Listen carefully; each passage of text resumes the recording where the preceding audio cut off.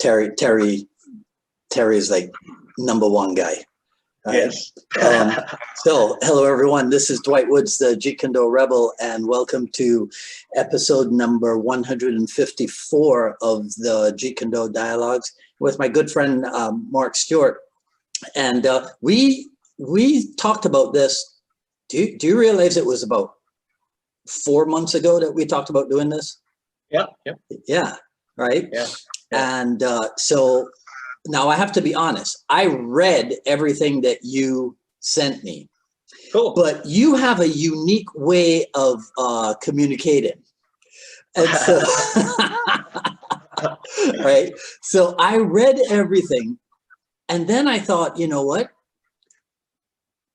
I could come up with questions from what I read, but I think it's actually going to be more fun since they're your words. I'm going to throw your words back at you. That makes sense. And then you can pick it up after that. Right. I'm going to throw your words back at you. But I do have to ask you this. In your many years of Jeet Kune Do practice, Jeet Kune Do discussion, Jeet Kune Do debate, perhaps even Jeet Kune Do argument, have you ever had to define for yourself and maybe even for others in Jeet Kune Do verbiage, system, style, and method? You mean as those three being different? No, well, as those three having definitions. Yeah. Well, yeah. I mean, can't say I've always taught it as a system, but actually, yeah, I always have taught it as a system because even when I had my Chinatown school and Ted Lukai was still alive, I did have a separate, well, we called it Jun Fan class, and so it was Kung Fu kickboxing, right? And but it was a separate class, you know, it was always a separate class. And then, of course, after Ted passed away and I started training with Ted Long, then my perspective changed a little bit. And then at that point, I basically still taught it as a system, right? So, yeah. Okay. By the way, can I just talk about a couple things before I forget? Oh yeah. Go ahead. Okay, because otherwise I'll forget. In our first dialogue that we had 2 years ago, you had asked me if I was religious, and I kind of made a joke about it that, well, not really, because I missed all my Saturday morning cartoons by having to go to catechism. Right, but I wanted to clarify that actually, I mean, I have a personal relationship with God, and I'm just not a big fan of organized religion in general, and some people are, and I'm cool with that. You know? Okay. Yeah. Oh, and I really like this quote. Actually, it's a song by Michael Franti. I think that's how you pronounce it. You know who Michael Franti is? Franti? He's a reggae dude. But anyway, his quote, and it's or it might be even the name of a song, is "God is too big for just one religion." That's interesting. Yeah, you know. Yeah. And that kind of makes sense to me. Well, yeah. I mean, we could almost say that right off the bat, he belongs to at least three. you know. Yeah. Well, that's a heck of a way to kick off this little discussion between. Yeah, baby, because it fits right in everything we're going to talk about. Yeah. So. Okay, one more thing, please. Just one more thing. Go. I just want to give a shout out to two people who are my close friends and kind of my current advisors in different areas. And one of them is my private student, Andrew Hyun from Melbourne, Australia. And my wife and I call him our son because we don't have a son. And so he kind of advises me in regards to physical science and nutrition and fitness. And then another friend in Brisbane, Australia, Dean Lawler, a very famous martial artist over there, kind of is my advisor now in the area of reality-based self-defense, including just research and development into the boxing area, including modern boxing, old school boxing, and bare knuckle boxing. So I just wanted to say hi to those guys. Nice. Okay. Now, should we have subtitled this ruminations on style and science centricism? Yeah, but you know, on the greater scale, it's my obsession with yin yang. Yeah. You know, so I mean, that's really what this is all about, and how that, you know, how when you see things as opposites or in that binary mentality, that it's a good starting point because you can differentiate and define things. But the reality of it is that it's a dynamic interplay relationship, and balance is not always 50-50, right? Balance changes with movement and situations. Say that again, because the idea, did you just say that it's useful to start out seeing them as opposites? Yes. Why so? It's a process of isolation and integration to me, and I use that in everything that I do. Okay. Yeah. So I mean, it makes sense to do that, but not get stuck there. And so that's the problem. Yes.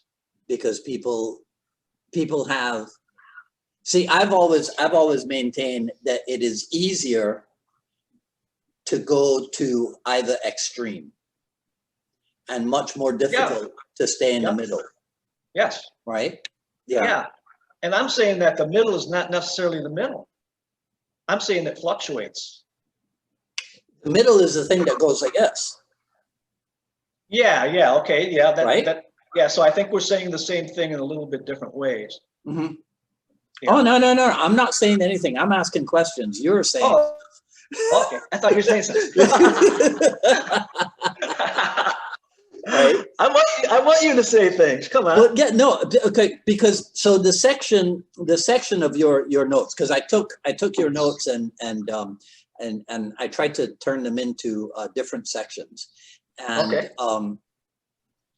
Where, so this was the question. This is the question I used as the header for these notes, and what you wrote was, is there an ultimate truth on any subject that is outside of someone's perception or bias of the truth?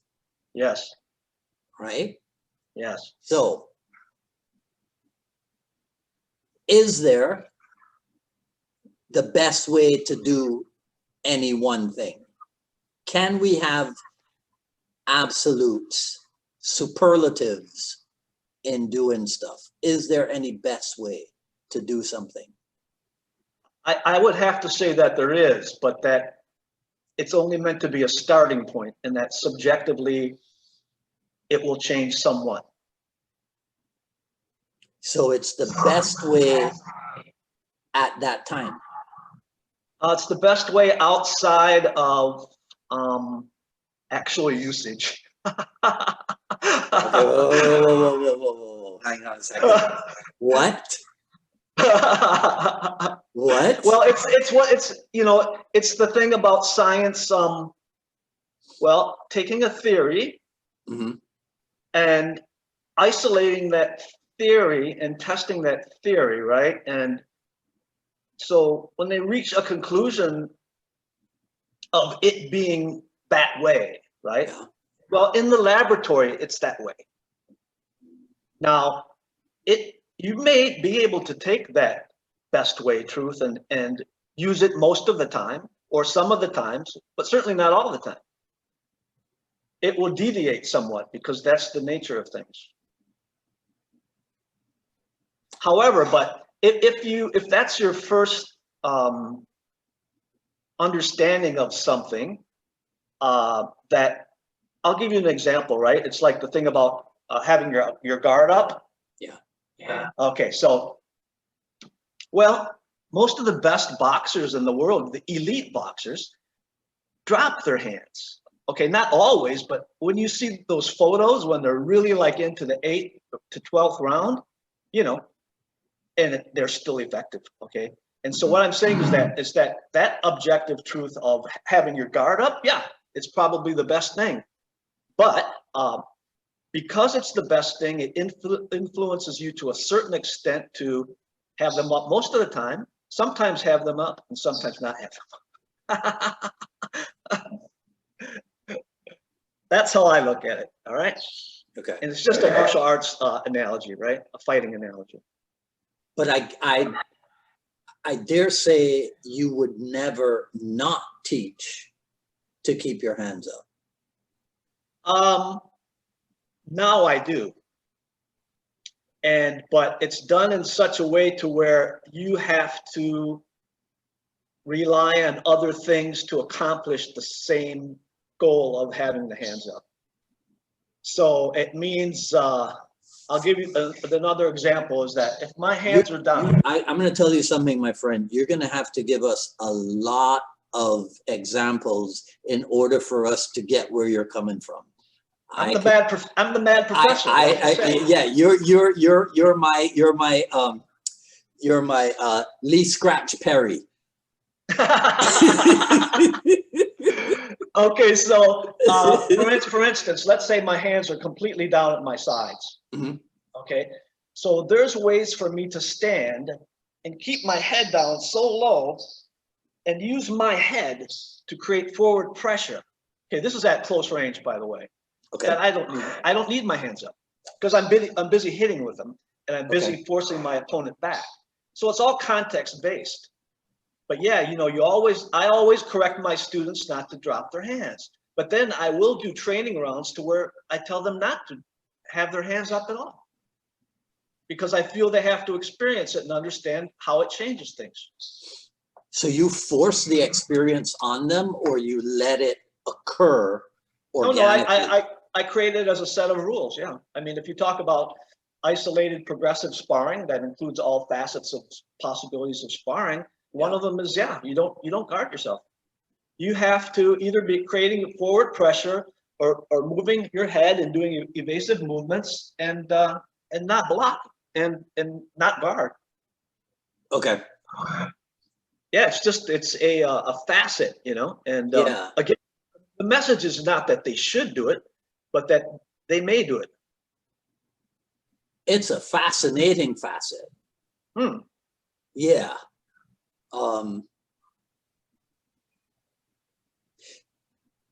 Does anybody ever, well, I'm sure, does anybody ever get it wrong? I was going to say that and then I thought, no, let me phrase it differently. Does anybody ever get it wrong? Like they forget, the forward pressure aspect of it or something? Yeah. But you know what it is? It's that besides the head, it's the shoulders too. You know, so you're not directly in front of each other all the time, but I teach something like a chi sao using the head and shoulders. And are you familiar with Tayala Mohara from the Villabrea Kali system with the circling around of the opponent, right? Yeah. And we approach it that way as well. And it just gives you a different body sense and sensitivity feel for forward pressure that's outside of the norm of just standing in front of each other and using your forearms. Okay. Have you seen what Phil Norman does with the drill where the guy sticks his gloved hands out and then he just moves at the other guy and wherever he goes, he distracts him? Yeah, that's interesting. No, I haven't seen it. No? Okay. No. I'll make a note. I think I have the video somewhere. I'll make a note to send it to you. Okay, so that's,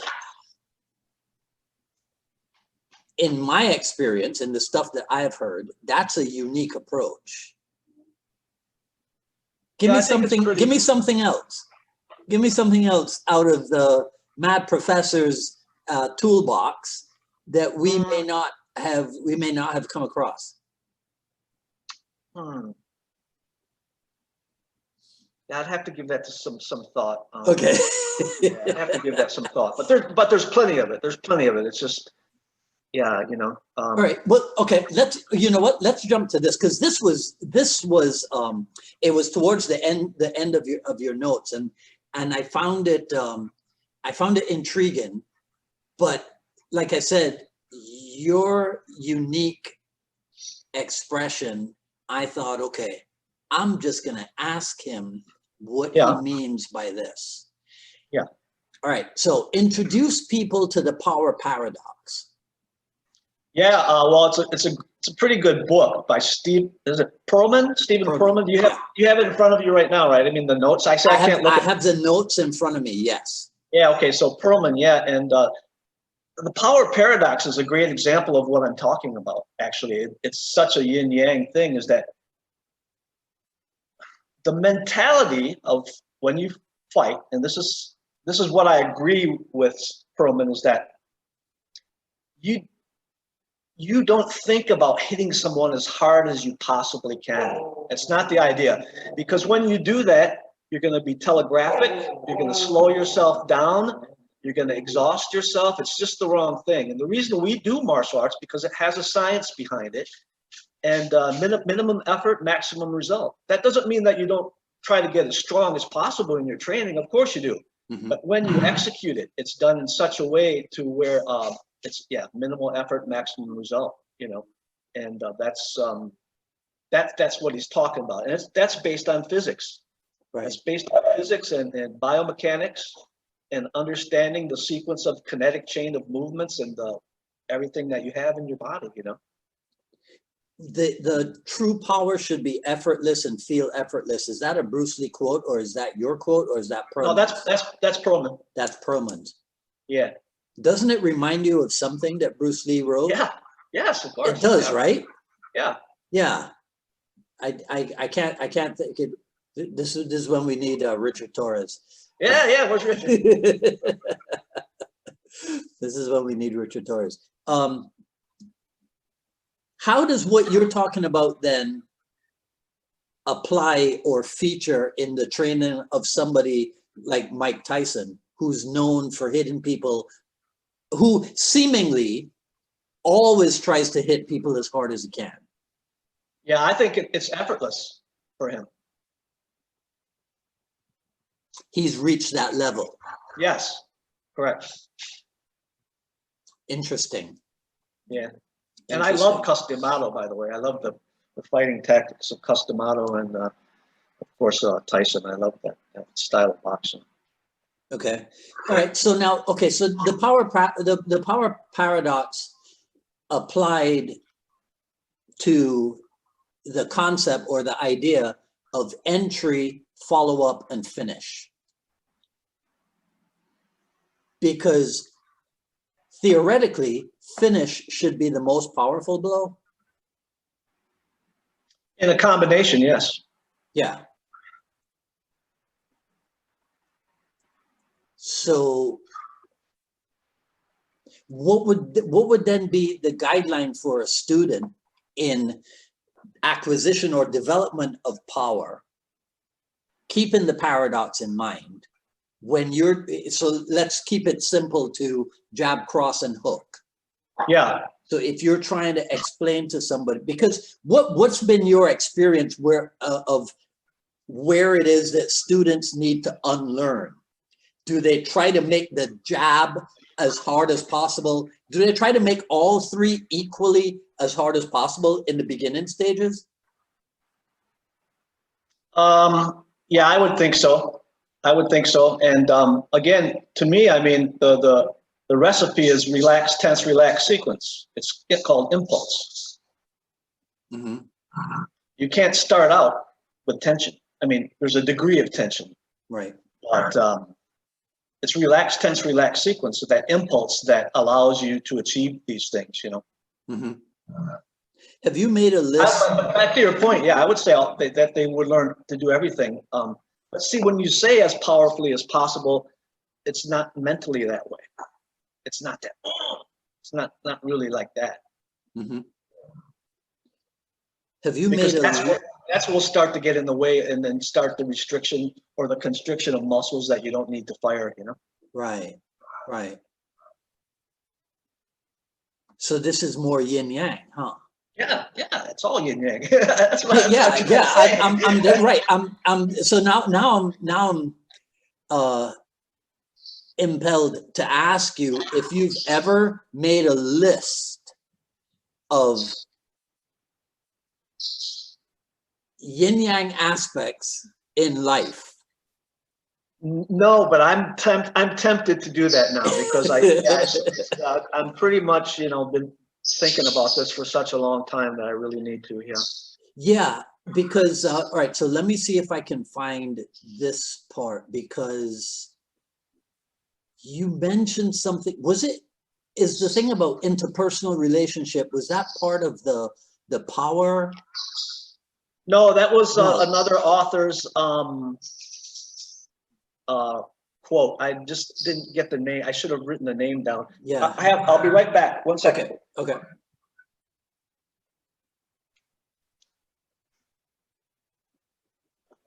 You guys should see his notes. They're incredible. He really does have a unique approach to thinking. Okay, so you see what I got set up here? Here's Ted Lukai and myself, Ted Wong and myself, and the Bruce Lee movie posters. Yep. I just hope that this stuff is not coming out on Facebook backwards. It's really weird how Zoom did that to it. Yeah, that's weird. Yeah, and Be Live, I don't know what is going on with them, and they've not replied to anything that I've asked them. All right, so I'm scrolling through the notes here. Oh, excuse me. But what I remember, the part that jumped out at me was where you were talking about how two people in a relationship, how they will, if I remember correctly, they will even go past just acquiring each other's mannerisms. They'll take it even more deeply than that. Do you remember? Yes, yeah. So tell people what that was about, because I'm having, to be honest, I'm having a hard time finding it in the notes. Yeah, I wish I can't really remember exactly, because they weren't my words. It was the author's words, and I can't. Unfortunately, I can't find that. I mean, I can't look at that right now. Do you want to hear something though? You are the only other person you're the only other JKD person that I have ever seen or heard mention a martial application to interpersonal relationship. Seriously. Yeah, you know what I call that? What? Marital arts. Well, isn't it funny how often, right, when you type it, you know, you mess it up? Hey, you know, back in the time there was still yellow pages. Remember the yellow pages, right? Yes. The phone book, right? Yeah. So anytime I traveled somewhere, I would always check out the yellow pages in the motel room or hotel room, and look up martial arts schools. Yes. And it always in the listings would go in the martial arts, marriage counselors, and massage. That's right. That's right. So, you know, I don't know what to say. Yeah, no, but so the reason why it jumped out at me is because, there it is. Okay, there it is. So here was the question. What does using no way as way and having no limitation as limitation mean? Yeah. In personal relationships, miraculously, some of these partners not only recognize the reasons for their attraction to each other, but are determined to come closer by absorbing the behaviors of their opposites. Right. Why did you make a note on that? Well, I mean, you're a married man, so obviously, so it makes sense. But explain to people who don't know you. Well, it just fits in again with the whole concept or principle that the idea of yin yang is the interplay. Mm-hmm. It's needed. It's needed. They shouldn't be mutually exclusive except to define things for clarity at some point. But it only works because it has dynamic interplay and balance. Yeah. Well, the last note says they actually become more balanced and complete individuals by learning from and integrating each other's opposite behaviors. Yep. Well, that is martial art. I think so. Yeah. Yep. Yeah. Right. Okay. Now, you know, some people are going to see this and they're going to go, "What the heck are those two going on about?" No, see, I mean, look, some people can relate to what we're talking about, but the others will just, they're kind of eyes will gloss over, and you know. Yeah. Yeah. And so this now takes me back to my original question about having to assign definitions to style, system, method. So the definition of style as being a person's individual way of doing things. Yeah. Are you on board with that as a definition of style? I'm on board with. Yeah, I'm on board with that. Yeah. Okay. Do you think that when Bruce Lee used the word style in his writings, 1960s writings, he had a different definition. He was, to my way of thinking. I'm sorry, Dwight. Angel, I'm gonna kick your ass. That better be the dog's name. That's the wolf dog. Yeah. Okay. It's a husky. And then she's messing with the other dogs. But anyway, I'm sorry. Yeah. You were saying? Yeah. So when Bruce Lee wrote about style, I think he actually meant, well, not he actually meant, but he was using it in the context of art. So like, well, not that this was his quote, but when you mean an artistic style? No, I think when, so for example, okay, let's take a cinematic depiction of it. On board the junk going out to Hans Island, and the New Zealander or Australian guy says, "What's your style?" Yeah, and he says, "My style." I think they're talking about, well, what's your art? What, you know, as in what's your art called, or right? Yeah, I agree with that for sure. Okay. Yep. So epiphany of the human style. Did you ever find the original location of that phrase or definitions of it or anything? No, I just remember hearing that on the Pierre Burton interview. Wasn't it there? Well, that is definitely where he talks about everybody having the same basic anatomical structure. Yeah. Right. No, I guess I don't actually recall the original. But yeah, because remember we had the back and forth about Inosano and the video about a Chinese way or a Japanese way or Okinawan way or what have you. So okay, so then tell everybody then in your musings about science-centric and style-centric. Where were you going with that line of thinking? What direction were you going in with that line? Those are the two binary opposites. Those are the opposites, right? Okay. And on the surface, I'm just going to call it a mentality. Okay. When someone has that mentality only, on the surface, you think that that's the only way they see things and the way they do things. And it's the same on the other one. But upon closer examination, past the superficial level, there's elements of both in both. And that's why I brought it up. And then I think about myself and look back at different stages of the process of me learning and how the percentage of both changed or continuously moved. When would you say you were more style-centric oriented or more style-centric mindset? Okay, well, I've been doing this for 40 years now. So I would say that probably the first 20 years I was more style-centric, and after that became more science-centric. But again, that's just the black and white. Yeah. But it always was had different degrees of balance throughout the entire time, and I was just reflecting upon that, you know. Yeah. Would you say that part of the reason for that was that you were in a traditional system for a portion of that 20-year period? Yeah, and also, I mean, obviously, things come from styles. And so you look at styles, right? You look at styles. And styles have science in them to a certain degree. Some have more than others. Some science is good, some is so-so. Yeah. And then you have on the other end the scientific approach. Well, what is that? Well, of course, one of the understandings of that is the empirical method of and testing things, right? Okay, that's scientific.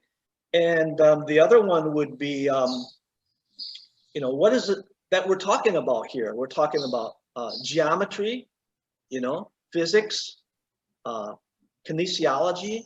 Mm-hmm. You know, those physical aspects, you know, are the scientific approach. And again, then you start looking at,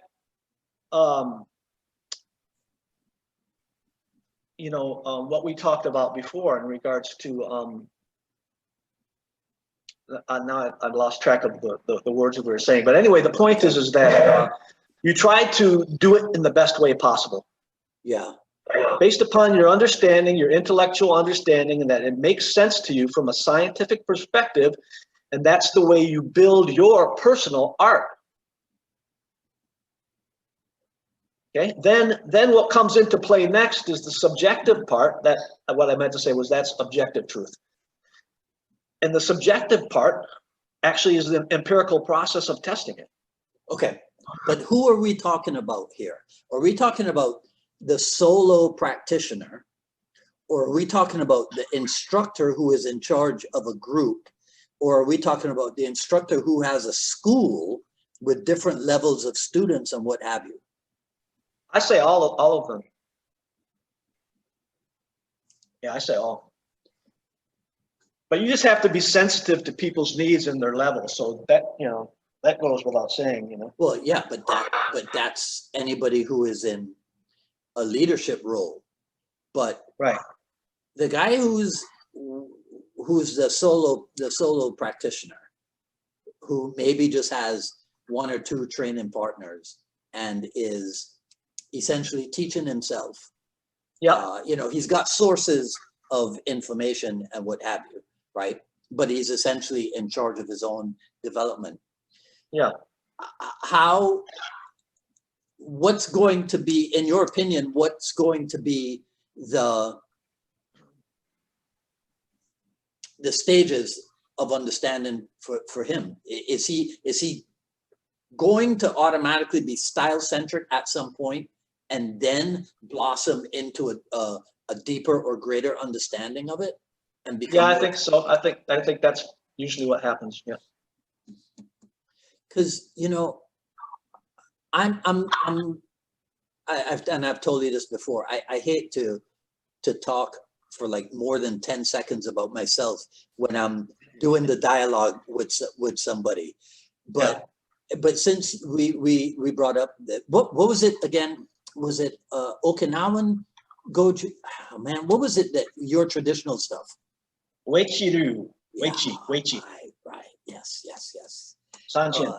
Yeah, because so I remembered that very early on, I realized that Shotokan, Kyokushin, and a particular Taekwondo system, they all had the first three kata were almost identical. Yeah. Yep. And at that point, I go, well, then Bruce Lee is the way to go.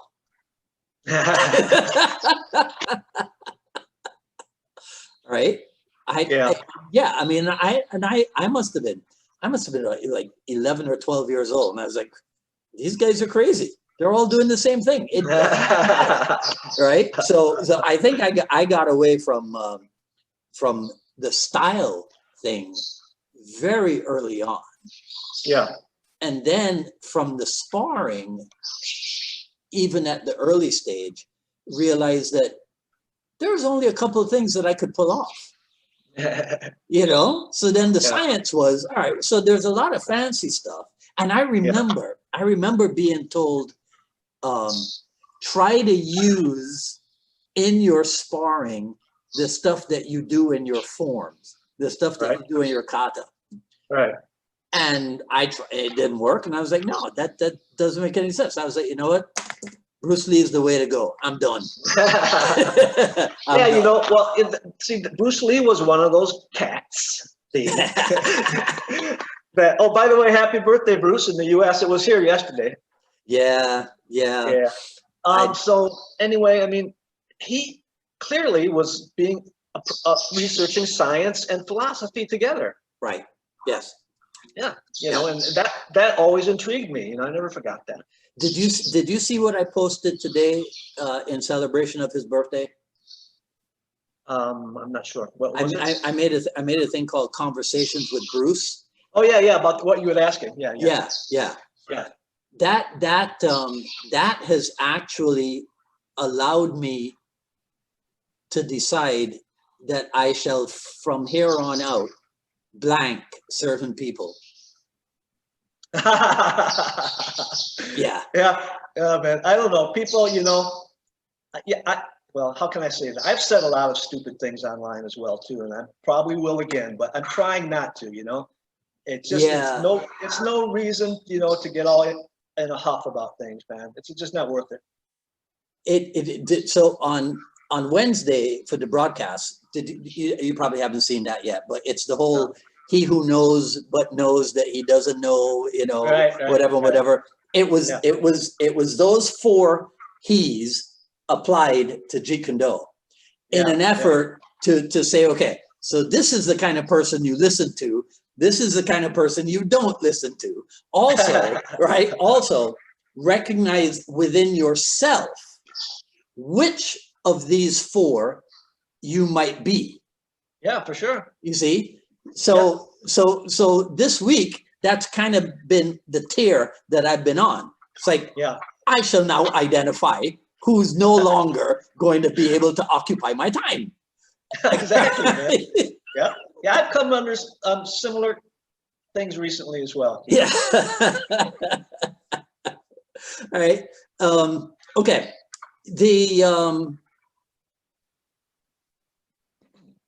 So here's another note. My opinion on what it meant or what it means. No predetermined movements or responses from the sound structure of a highly adaptable and mobile vehicle. Yep. Okay. You remember writing that? Yes, sir. Okay. Yes, so sir. Now you got to tell people what you mean by that. Well, that's my understanding of what using no style as style and having no limitation as limitation means. And the way I describe it, I think, would come from the perspective of a science-centric mentality. Who influenced you? Because I'm not talking about styles per se. I'm talking about just the human, the epiphany of the human stuff. See, I'm trying to think of what I know of your two Teds, and I'm trying to think if they equally would have influenced your mindset. And I think so. I think they equally, but I think their approaches may have been, I dare say, substantially different, even though they ended up taking you to the same point. Yeah, I think that's a good way to say it. Substantially different, maybe only from the perspective of the Filipino martial arts side of things.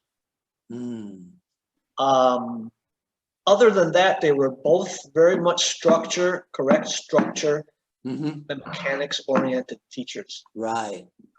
Yeah. Right. Yeah. Okay. But So let me tell you an interesting story, okay? This is because it's a yin yang story, right? okay. And so I was having a private lesson in Ted Wong's backyard, and somehow we started talking about yin yang. And I said, you know, I just basically have come to the understanding that it just means to be appropriate. And Ted Wong, he listened to it, and he goes, well, sometimes you have to forget about yin yang. And I said, yeah, well, that's yin yang.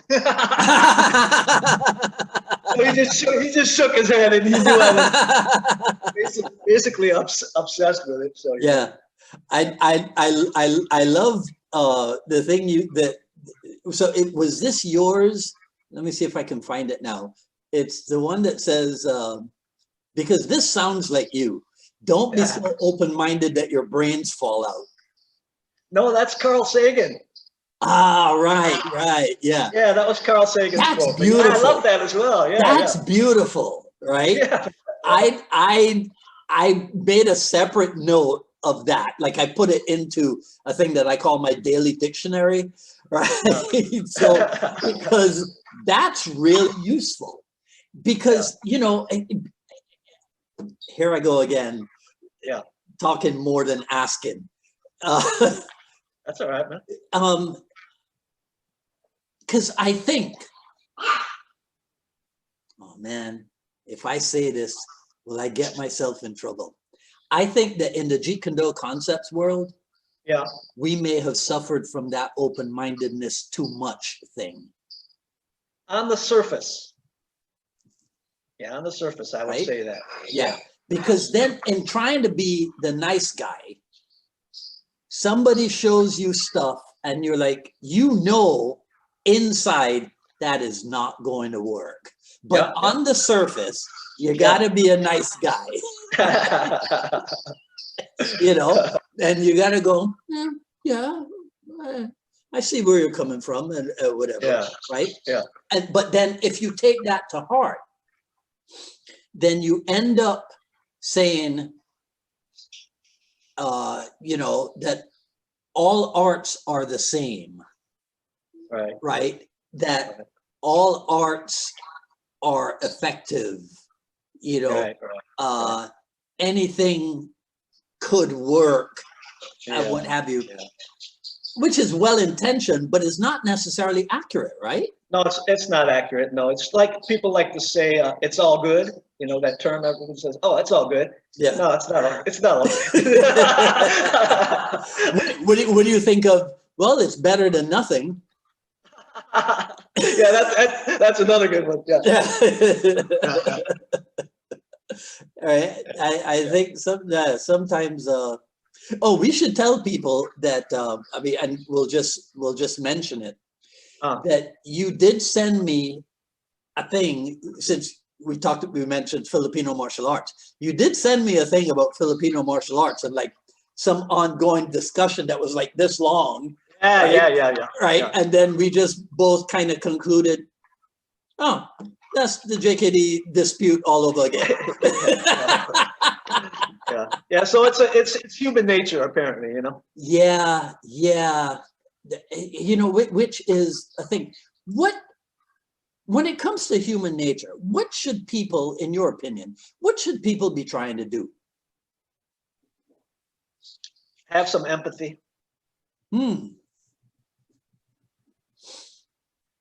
Yeah, because, you know, no one's perfect. And once you admit that you're not perfect, then you can cut people a little bit of slack. And yeah. You know. I had a big discussion with my family members the other day, because I was trying to explain to them that it's possible to not admire a person, but to admire that person's accomplishments. Yeah, for sure. Right. And they kind of didn't get it. Right. Yeah. And so one of my sisters said, they go, well, you have accomplishments. Does that make you the best martial artist out there? I go, No, but I am the most accomplished in certain contexts. She goes, oh, really? I go, yeah. I go, I'm the most accomplished JKD guy from Barbados. Right on.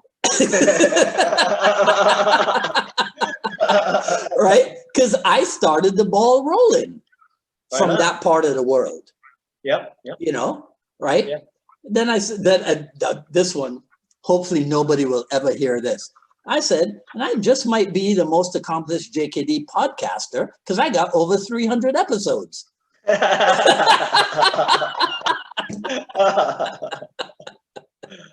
Right. Yeah, you know, I've really enjoyed all your podcasts. I haven't seen them all, of course, especially because of the time difference here. And oh yeah, yeah. And actually, I'm super busy now, which is a big change for me. Not busy in the sense of going out and teaching a seminar circuit, because you know that was shut down, of course, because of the C-19 and all that. But just totally back into fitness. I'm on my bicycle for 4 to 5 hours a day out there and doing instructional videos online and. Yeah. Well, you've been chronicling the physical journey, huh? Yeah. Yep. It's been fun. It's really rewarding. What compelled you to get on that journey, and what have you been doing? Yeah, I was just down in the dumps for a bit too long, and for business reasons, and so I just got tired of sitting on my ass, basically, and it all stayed really is through cycling, through bicycle, you know, and I just live in an amazing place that allows me to go on these adventures every day, and so that got me into that. That was my base of fitness that allowed me to get back into doing my entire routine, right? Which of course is a lot of body weight training, push-ups, pull-ups, squats, various things like that. Yeah, and even some isometrics, you know, some old-fashioned Bruce Lee isometrics have been really helpful to me. Mm-hmm. Mm-hmm. So you had to be empathetic towards your own self. Yeah. yeah. I had to. Yeah. Huh. That's interesting. Yeah, man. All right, let's see what else we could. So this was interesting as well, because you probably don't remember this, but the heading, right? I'm going to read you everything that you had as what I consider the heading, right? So it said, binary paradigm, objective, subjective simplicity. Well, I think you might be reading it wrong, because I'm reading it wrong. Only two. Yeah, right. Binary is only two, so you got to match them. And then objective, subjective is only two, and then it's simplicity, totality. Yes, sir. Empirical, theoretical. Yeah. Absolute and relative. Yep. Research and development. Yep. Fear-anger, adrenaline, and self-control. Yeah. Fine motor, gross motor, order, chaos. Yes. Right? Yeah. What the heck what were you thinking then? Well, I'm just trying to make it's still a partial list, don't get me wrong, but it was the best. It was the best I could do at the time. Yeah. But you used a Miyamoto Musashi quote: "In fighting and in everyday life, you should be determined though calm." Yeah. Right. And that fits right in with the power paradox and effortlessness and everything that we discussed. Yeah. Yeah. Wait, this can't be right. Huh. An elevated spirit is weak and the low spirit is weak. Do not let the enemy see your spirit. Well, I didn't write that, but I just thought it was interesting. How can they both be weak? Oh, I see what it is. meet the situation without tenseness, yet not recklessly. Your spirit settled, yet unbiased. Now I see why you wrote this. It's exactly what you're talking about. Yeah. Yeah. It's exactly what you're talking about. All right. So Mark, so then where has all of this brought you to? All of this thinking over these many months, right? This delving into the utmost expression of yin yang. What is it? Where have you ended up? Just with clarity. Yeah, unmuddled. Okay. And then you're able to take that clarity and apply it where? Everywhere. But, you know, it's a work in progress, you know. Well, yeah, because it's a work in balance, right? Yeah. So I love it. I mean, it means a lot to me, you know. Can you imagine yourself having a conversation about all this with Ted Wong? He wouldn't be interested in hearing all of it. Really? No, he that guy was an engineer, wasn't he?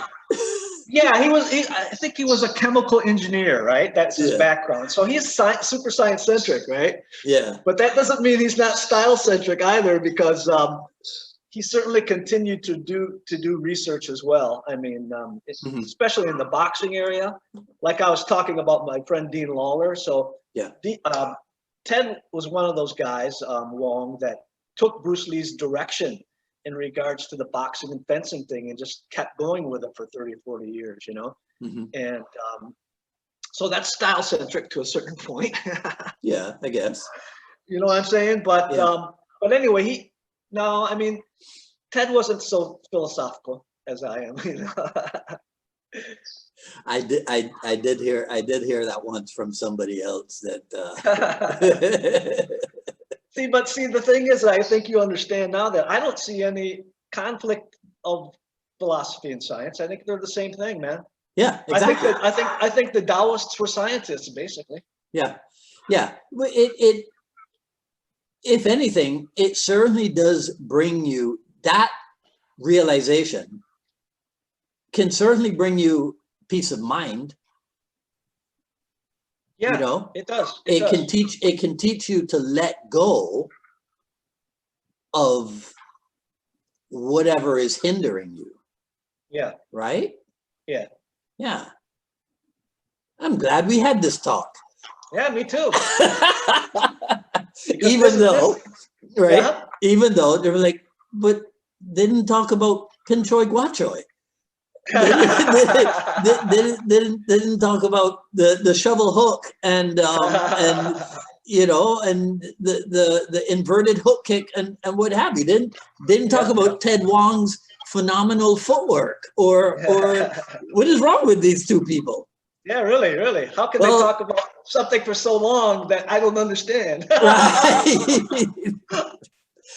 Well, I'll just tell them when you get to a certain point, you know, pretty much all you can do is talk about it. Yep.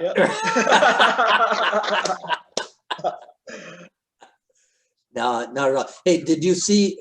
You probably haven't seen it yet, but last week, Richard Torres was on, and we talked about different books that that Bruce Lee made use of. Yeah. Did you see that one? That was pretty good. It's good stuff, man. Yeah. And you know, you have to remember that some of these guys that did have access, like Ted Wong and a few others probably as well, had access to the library at a certain point and got lists of books that were in there and all that. So it was real helpful to those guys to continue their understanding. You know? Yeah. I think sometimes, well, no, it just goes back to the he who knows and doesn't know and what have you. I mean, I even got in trouble because of the postcard, because I put up, you know, like a lot of the books that have been released over the years, right? Yeah. And there were even people who had a problem with that because, well, you'd be amazed. People can find fault with just about everything that you do.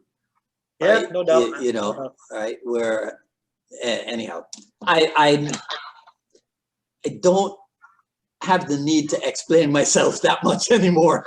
Yeah, for sure, for sure. Yeah, it gets, you know, it gets old, you know. Yeah. Right. Yeah. Okay. All right. So what? I'll do one of those stupid interviewer questions. So Mark, what what question did I not ask you that I should have asked you? I think we covered it all. Yeah, I think we covered it all. All right. Yeah. Okay. All right. But tell people, well, you do have to do this because it's almost customary when I remember. Tell people the easiest way to get in touch with you. Yeah, I may as well just give my email address out to you. How's that? I mean, anyone can friend me on Facebook. I basically take anyone for a little while anyway, before I dump you. Yeah. And but my email is Mark, MarkBrijkd @gmail.com. Mark, BRIJKD @gmail.com. Okay. You can also go to my website that links to my Facebook page and blah blah blah, all that stuff. BRIJKD.com. All right. What about Instagram? Are you over there? Yeah, but it doesn't work from Thailand very well. It always crashes. Yeah. Right. Okay. All right.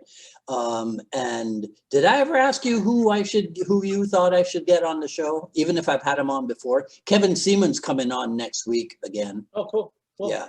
Yeah. Yeah. Let me give that some thought. Okay. Yeah, let me give that some thought. Yeah, just shout it out to me when you're ready. Okay. All right, man. So it's 7 a.m. where you are? Yeah. So now your day begins, huh? I've been up since 4 a.m. I don't know how you do it. I wish I could control that, actually. I like wake up at 4 a.m. and go to bed about 8 p.m. Yeah. Oh, okay. All right. Well, then, yeah. Well, that helps. I'm still getting sleep, so. Right. That helps. All right, my friend. This was a pleasure. I'm glad we got to do this. Thank you so much. I appreciate it, man. No problem at all. All right. We'll be in touch. Okay. All right. Take care. Take care. Bye-bye. See you, man. Hey.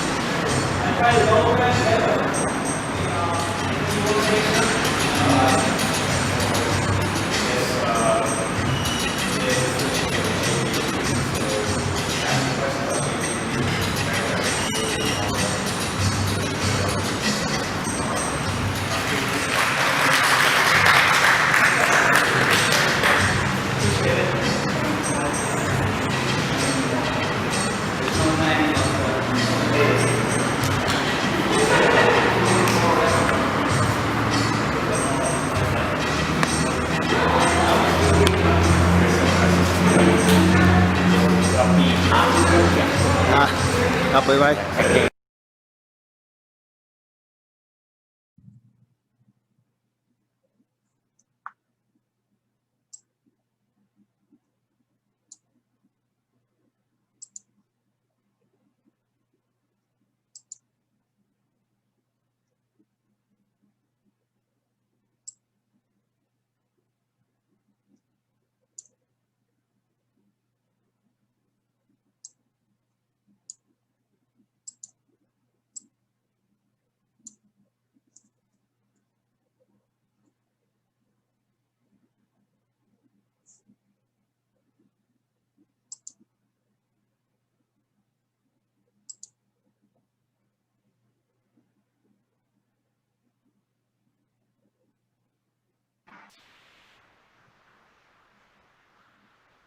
Hmm. Can you see me? Oh, yeah. Can you feel me? Yes. However, Huh. I appear to be backwards, Me too. right? Me too. Huh. I wonder if that's true or if it just looks that way. Yeah, it's weird, man. I noticed that too because I set up a little shrine in back for our show, Nice. but they're in reverse. Right. I mean, the left right wise, yeah. I can't remember if that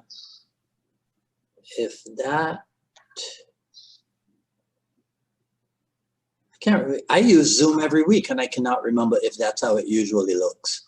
Yeah, I don't know. I don't think it does. Anyhow, okay, that's enough farting around. Yeah. Let's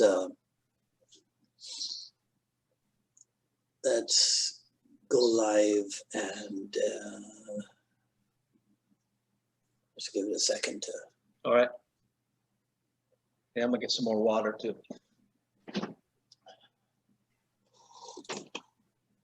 Oh, by the way, if I have to occasionally leave for like 5 seconds, it's to let the dogs in or out.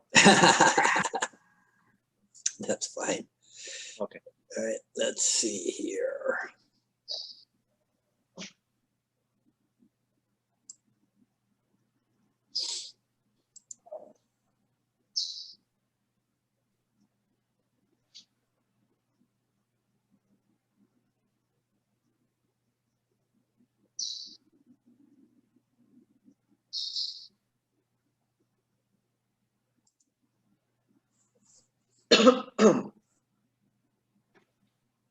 Okay, I have to let the dogs in.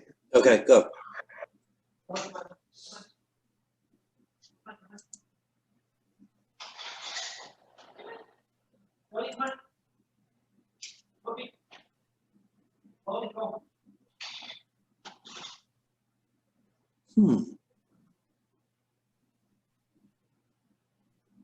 Okay, back. All right. 1 second. Sharing the group, sharing the event.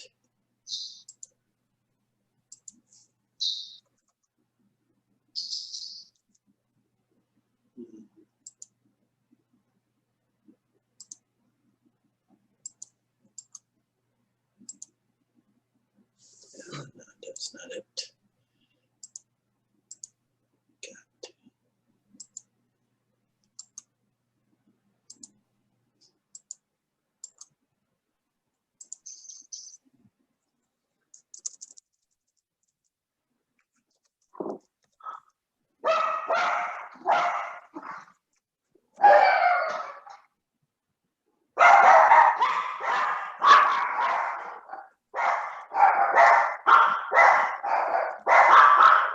Okay, I'm gonna let these ones up too. Okay.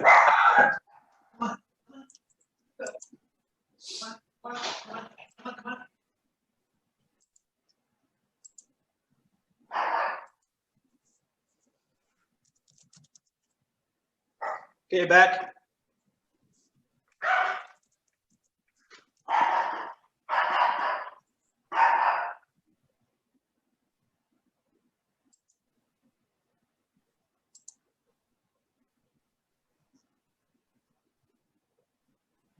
Okay. There's just one issue. Yeah.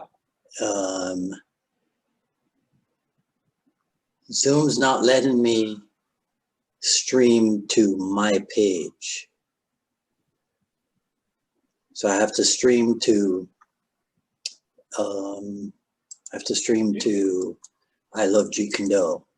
Okay. Right? So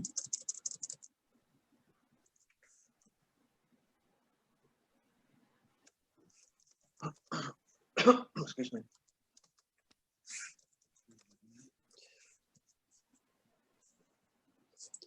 okay. Okay. Right.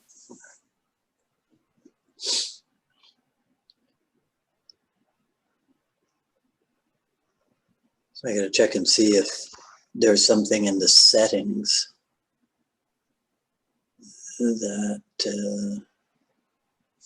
It says it's streaming live on Facebook now. I just got a little box that appeared on the screen. right, yeah. And okay, so over on my page, it says that I'm live now in I Love Jeet Kune Do. So Okay. maybe people can go there. And if they're not members, too bad for them. They should have been members. Yeah. There you go. They should have been members. That's right. Right.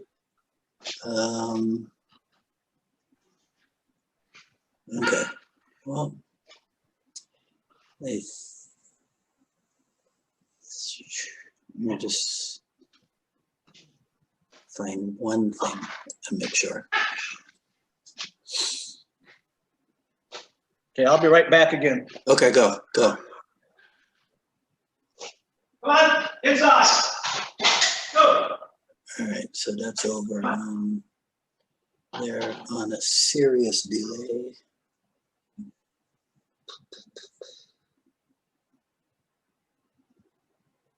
Yeah, 5 dogs can be, a little bit of pain. Oh, it's that many? Yeah. Jeez, man. Wow. Okay. All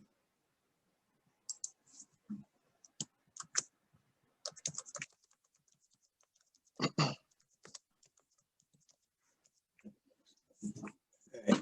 Give me 1 sec. I got to check the air. All right.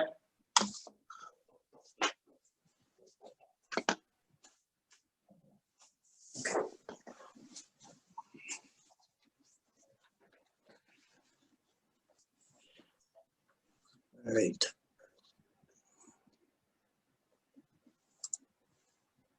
Let's see if,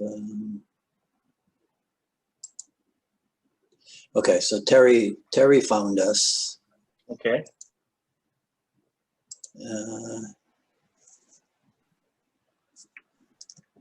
Sam, we're over on I Love Jeet Kune.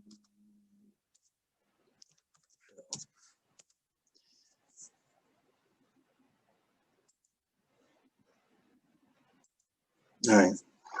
So, my friend, even if we are backwards, at least we're live. Terry Valor just chimed in, so I know that Okay. that he can see us. And